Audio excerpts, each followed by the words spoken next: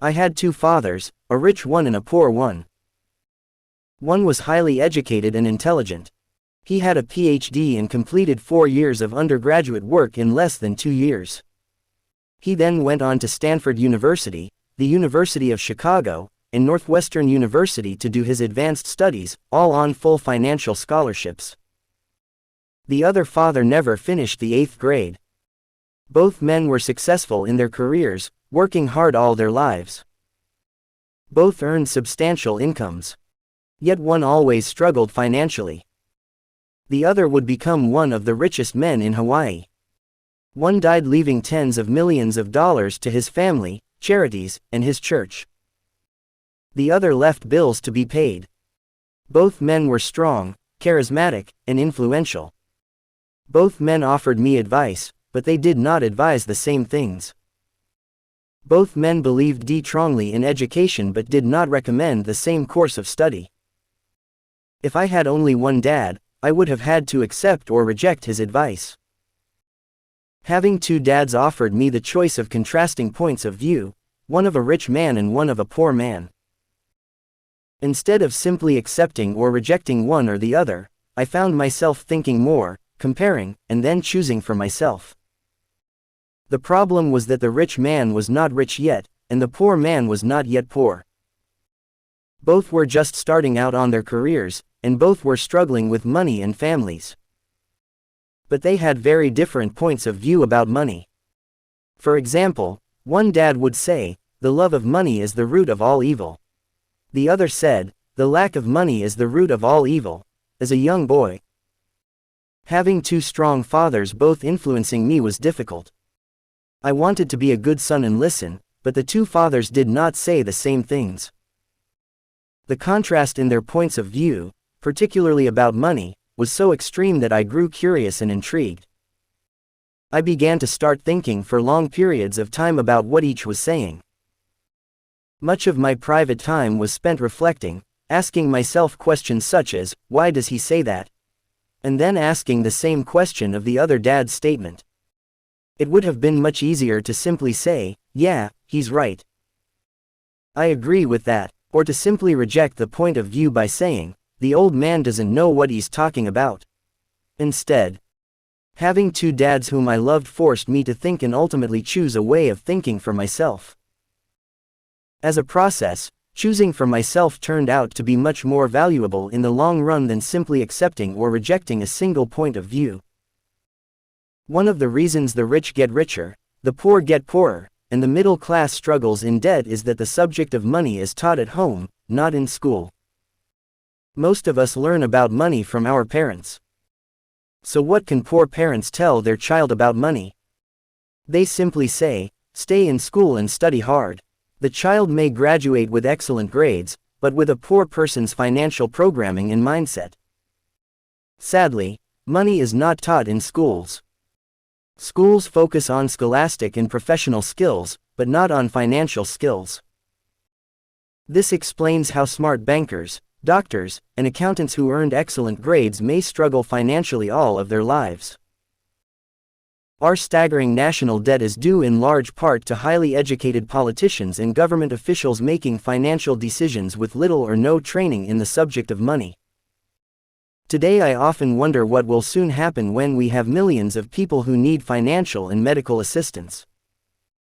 They will be dependent upon their families or the government for financial support.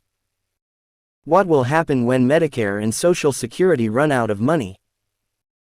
How will a nation survive if teaching children about money continues to be left to parents, most of whom will be, or already are, poor?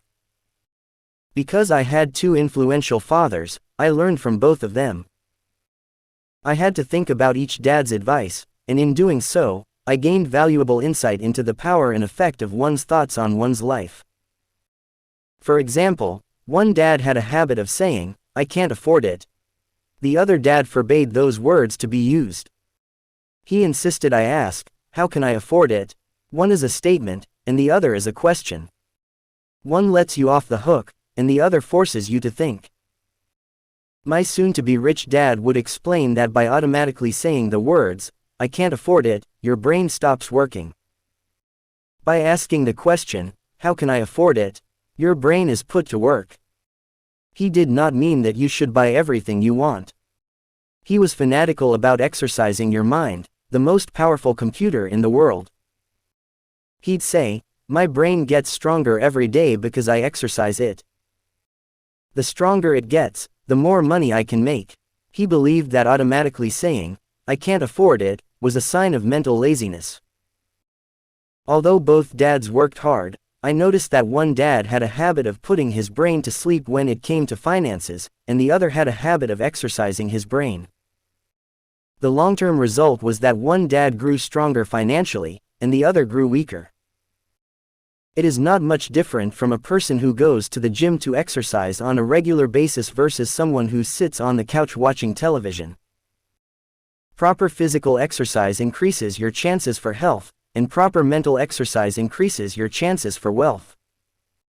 My two dads had opposing attitudes, and that affected the way they thought. One dad thought that the rich should pay more in taxes to take care of those less fortunate. The other said, taxes punish those who produce and reward those who don't produce. One dad recommended, study hard so you can find a good company to work for.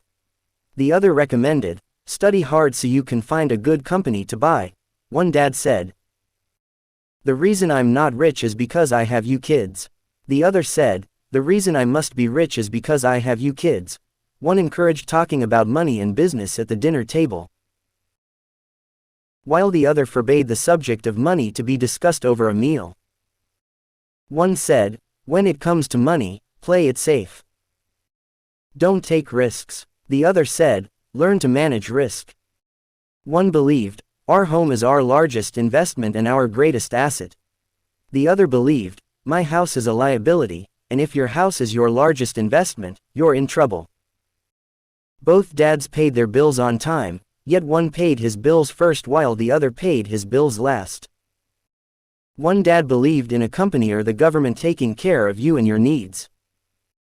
He was always concerned about pay raises, retirement plans, medical benefits, sick leave, vacation days, and other perks. He was impressed with two of his uncles who joined the military and earned a retirement and entitlement package for life after 20 years of active service. He loved the idea of medical benefits and PX privileges the military provided its retirees. He also loved the tenure system available through the university. The idea of job protection for life and job benefits seemed more important, at times, than the job. He would often say, I've worked hard for the government, and I'm entitled to these benefits. The other believed in total financial self-reliance. He spoke out against the entitlement mentality and how it created weak and financially needy people. He was emphatic about being financially competent. One dad struggled to save a few dollars. The other created investments. One dad taught me how to write an impressive resume so I could find a good job. The other taught me how to write strong business and financial plans so I could create jobs. Being a product of two strong dads allowed me the luxury of observing the effects different thoughts have on one's life. I noticed that people really do shape their lives through their thoughts. For example, my poor dad always said, I'll never be rich. And that prophecy became reality. My rich dad, on the other hand, always referred to himself as rich. He would say things like, I'm a rich man, and rich people don't do this. Even when he was flat broke after a major financial setback, he continued to refer to himself as a rich man. He would cover himself by saying, there is a difference between being poor and being broke. Broke is temporary, poor is eternal. My poor dad would say, I'm not interested in money, or, money doesn't matter. My rich dad always said, money is power. The power of our thoughts may never be measured or appreciated, but it became obvious to me as a young boy that it was important to be aware of my thoughts and how I expressed myself. I noticed that my poor dad was poor, not because of the amount of money he earned, which was significant, but because of his thoughts and actions. As a young boy having two fathers, I became acutely aware of being careful about which thoughts I chose to adopt as my own. Should I listen to my rich dad or to my poor dad? There is a difference between being poor and being broke. Broke is temporary, poor is eternal.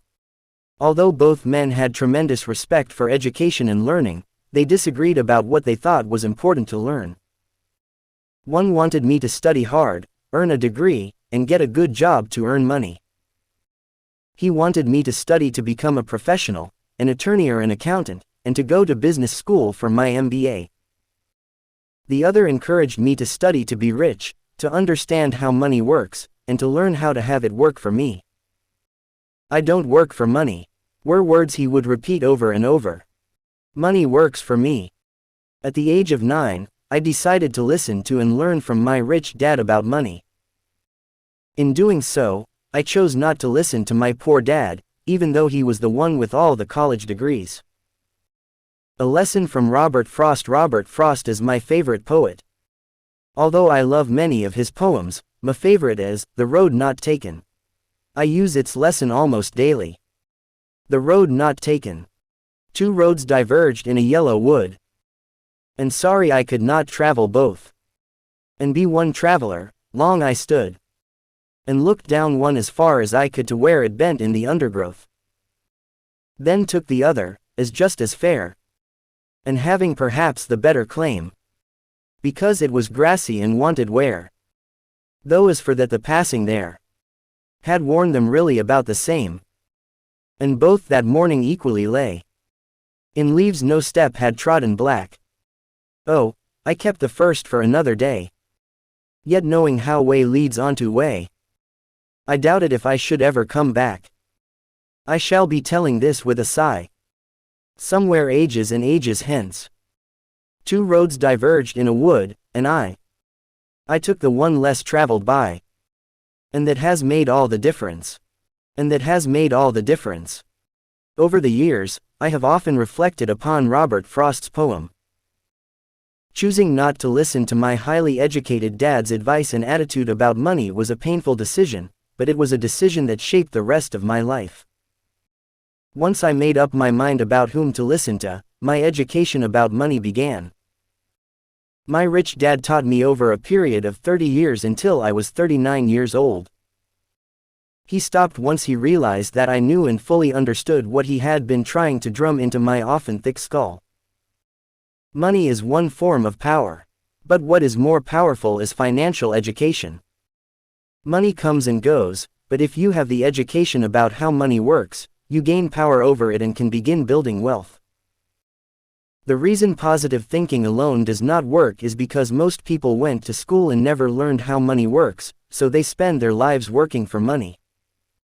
Because I was only 9 years old when I started, the lessons my rich dad taught me were simple.